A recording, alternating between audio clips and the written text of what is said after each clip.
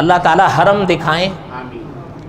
آپ جانتے ہیں نا کعبہ شریف کی ایک دیوار ہے حتیم، وہ آج بھی ادھوری پڑی ہوئی ہے، آج بھی خالی پڑی ہے، ادھوری پڑی ہے. وہ دیوار اس زمانے میں کعبے کی ادھوری چھوڑی گئی تھی جب سرور کائنات صلی اللہ علیہ وسلم کم و بیش 24 یا 25 سال کی عمر میں تھے.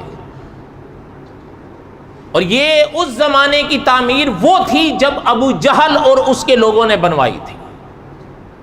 وہ تاریخ آج بھی بتاتی ہے. مولانا نور الحسن بخاری رحمۃ اللہ علیہ نے لکھا ہے اپنی کتاب توحید اور شرک کی حقیقت میں کہ ابو جہل کے پاس لوگ آئے اس کے، اور انہوں نے آ کر کہا کہ جناب جو چندہ حلال کا تھا، جو شرط آپ نے لگائی تھی وہ تو ختم ہو گیا ہے، باقی بہت پڑا ہے.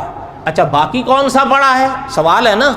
مولانا نور الحسن بخاری رحمۃ اللہ علیہ نے لکھا ہے اس میں آنے والے نے بتایا کہ اس میں سود کی رقم بھی ہے. اب وہ آپ اجازت دیں تو ہم لگا دیں. تو ابو جہل کے یہ الفاظ تھے کہ نہیں، رقم چاہے سود کی بھی ہو کعبے میں نہیں لگا.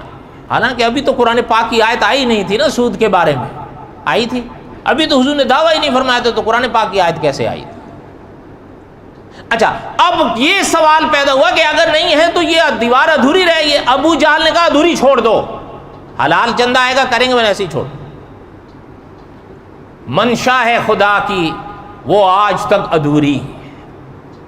میں آپ سے پوچھتا ہوں کنگڈم آف سعودی عربیہ چاہے تو اس کو پورا نہیں کر سکتی؟ مولانا نور الحسن بخاری رحمۃ اللہ علیہ فرماتے تھے حضور کرتے تو کرتے، جب حضور ادھورا چھوڑ گئے اور جان کر چھوڑ گئے تو اب کون اور اس کو پورا کرے گا؟ راز ہے نا اس میں، حضور نے وہیں چھوڑ دیا اس کو. وہ آج بھی اچھا آپ اس کے بیچ میں سے گزر کے کعبے کا طواف نہیں کر سکتے. فقہا نے لکھا ہے کہ اگر کوئی اس کو چھوڑ کر کعبے کا طواف کرے گا اس کا طواف ہی نہیں ہو. طواف کے دوران اس کو اندر لینا ہے، کیوں؟ وہ کعبہ ہے.